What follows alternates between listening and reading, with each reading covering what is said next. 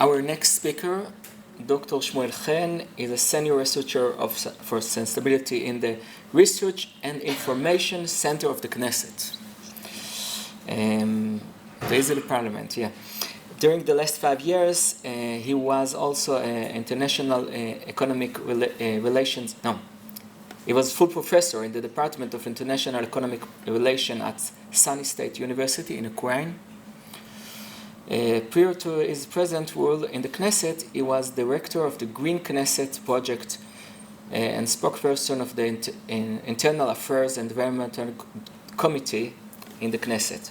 Dr. Chayen wrote his PhD dissertation about environment, society, and economics in the philosophy of Rabbi Shamshon Raphael Hirsch and Dr. Isaac Breuer. The floor is yours. Well, it's great to be with everybody here, especially friends that I know, and thank you very much for inviting me to speak here today.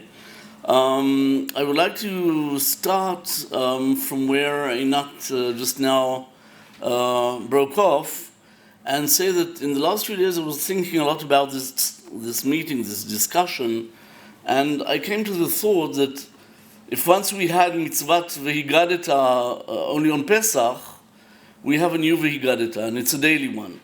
And it's to speak about climate change wherever and whenever we can. So what we're doing here, all of us today, is our daily mitzvat v'higadeta. And thank you very much, Chanoch and Yuda, for enabling us to do so. Okay. In November 2021, Glasgow, Scotland, the climate change discussion. It seems that once again the states of the world have failed to reach beneficial solutions. In his speech, President Biden said, "We can create an environment that raises the standard of living around the world, and this is a moral imperative." The President of the USA has identified correctly the way to correct the climate change crisis as a moral path. But what can we find and where can we find the ethics for this moral path? It was mentioned before by Jeremy that the first to connect between religion and environmental ethics was Lynn White. And in his famous article published in 1967 and headed "The Historical Roots of Our Ecological Crisis," White claimed that the roots of the global environmental crisis were religious and the human exploitation of nature was embedded in the Judeo-Christian tradition. Sadly, for many generations, through years of diaspora, the Orthodox Jew hardly noticed his surroundings. It was only in the last century that mainly Reform and conservative Jewish thinkers began to look in depth at environmental issues. Yet, even until this century, Orthodox Jewry hardly ever heard about issues of climate change. Rabbi Samson Raphael Hirsch, and later his grandson, Rabbi Dr. Isaac Breuer, presented a unique and radical way of thinking about nature, environment, society, and economics. It was radical since it looked not only upon aspects of nature, but rather it also dealt with issues of society and economy with total connection to nature and viewed these fields as connected and relating to each other. Now, before I go into the philosophies of Rabbi Hirsch and Isaac Breuer, let me present these great thinkers. Rabbi Samson Raphael Hirsch was a leader of German Jewry in the 19th century. He formed the Torah in Derech Eretz way of thought and set up in his community a school which combined the study of Torah and secular studies. Hirsch received his Torah education mainly from Chacham Isaac Bernice. He also studied Talmud from 1828 to 1829 in Mannheim under Rabbi Jacob Ettlinger. He received smicha from Rabbi Bernice in 1830, and at the age of 22, he then entered the University of Bonn for 1 year of secular studies. Hirsch was a very fruitful writer. I shall mention only three of his important writings. The first is his commentary on the Torah. The second is his book Horeb, a philosophy of Jewish laws and observances, in which Hirsch lays a methodological understanding of Jewish law. And the third book that I'd like to mention is the 19 Letters, which was actually a synopsis of Horeb, but in fact put forward a basis for Hirsch's ethical understanding of Judaism. Well, not like his grandfather, Dr. Isaac Breuer had a much more orderly education. He studied Torah and Talmud in his father's yeshiva and received smicha from the yeshiva. Later, he studied in the universities of Gießen, Strasbourg, Marburg, and Berlin. First, he studied general humanities such as history and philosophy, but later he studied law and finally received a PhD and settled in Frankfurt in 1913 after receiving his PhD. In many ways, Breuer saw his own thoughts and writings as a continuation of his grandfather's great work. But whereas Hirsch dealt mainly with the life in the diaspora, Breuer could already sense the future inauguration of the State of Israel. I should say he immigrated to the State of Israel in 1936, settled in Beit Vagan in Jerusalem, and passed away here in 1946.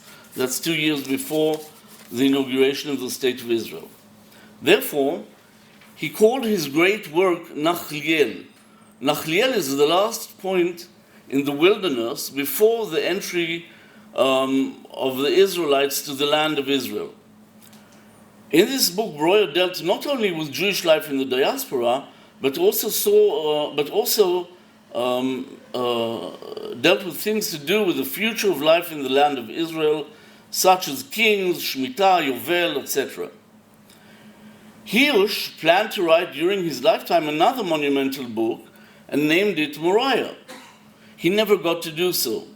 But guess who decided to write Moriah and did so? Well, I suppose you know, it's Dr. Isaac Breuer. He published the book Moriah in the year 1944. So Breuer is considered in many writings as a neo-Kantian philosopher, even though he was influenced by many such as Schopenhauer, Marx, and others. Now, after this short and quick introduction of Hirsch and Breuer, let's consider their understanding of the connection between nature, society, and economics. Since we're in the year of Shemitah, I shall use the opportunity to view their views through their understanding of the Shemitah. But first, where is the place of man regarding nature? Is man responsible for nature? Is he inferior to creation? Or is nature subordinate to man? In letter 5 of the 19 letters, Hirsch writes, guided by the Torah, we have discovered the position of man within creation. He is to be neither God nor slave of this earthly world, but a brother and fellow worker. However, because of the nature and scope of his service, he holds the rank of the firstborn. He is to be administrator of the earth, and it is his task to attend to everything on it and further it in accordance with God's will. It is only from God, the source of all power, that he has received the right to appropriate the world for his own use. And with the privilege comes also the duty to take only that which the giver has permitted and to use in according to his will.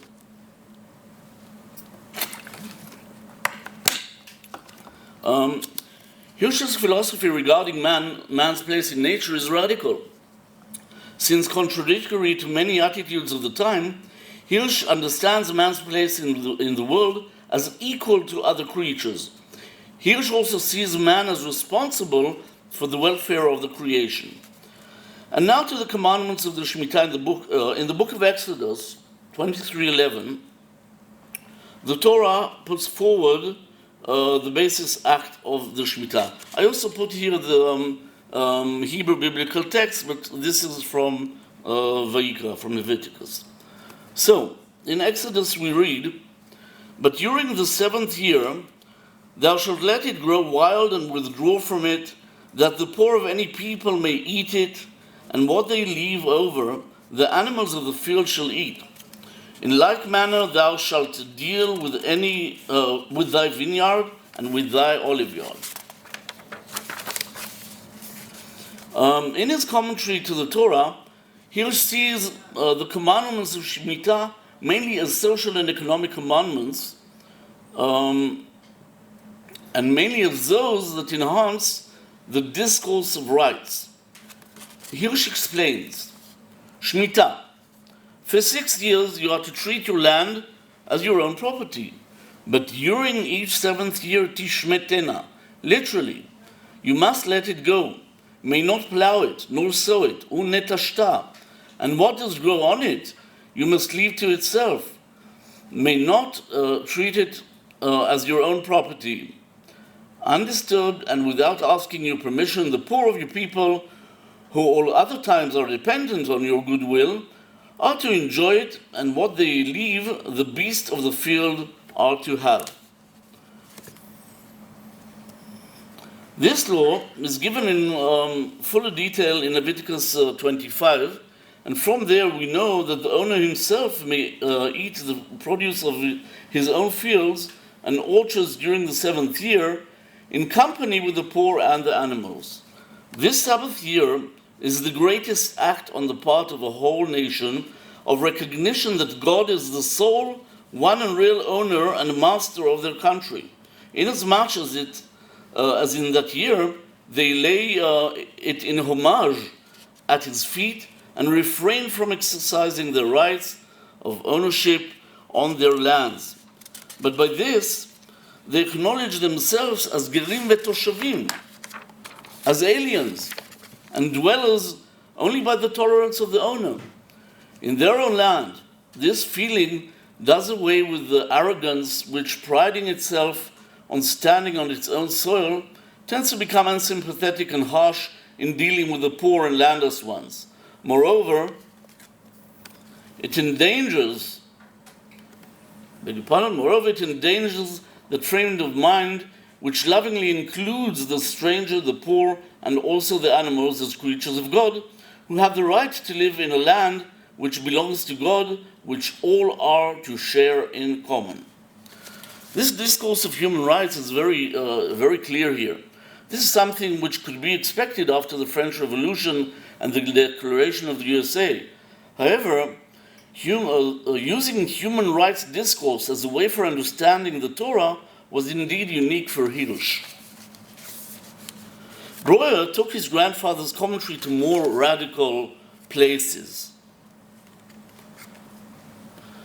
And he says, Tishmetena unetashta. Let the land go and leave her. That is the main issue of the 7th year. Let the land go and leave her. Leave her because for 1 whole year you have stopped to be her owner. 6 years she has worked for you in faith with the utmost of her energy. Her Sabbath has come. Let her rest on her Sabbath. You cannot value her only as your slave. She has her own self-value, which stands opposite your value. For a whole year, all through the days of her Sabbath, you shall honor her self-value, and only after her Sabbath is out, you may receive her again for 6 years.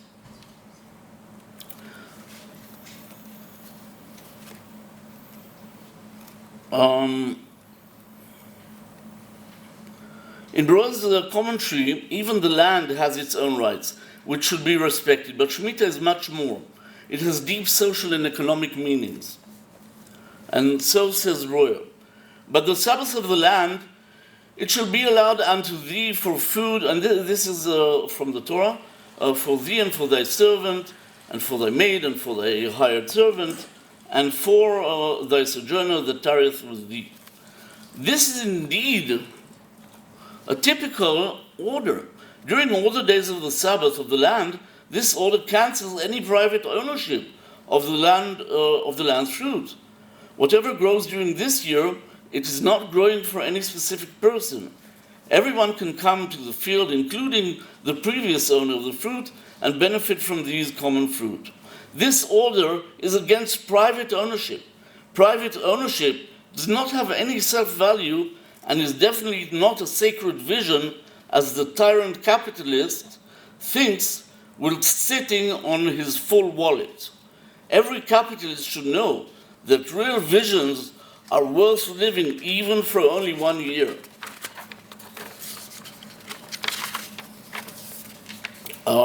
Breuer emphasizes also the way the Shemitah is the antithesis of social classes. In Nachliel, he adds his commentary to the following biblical order.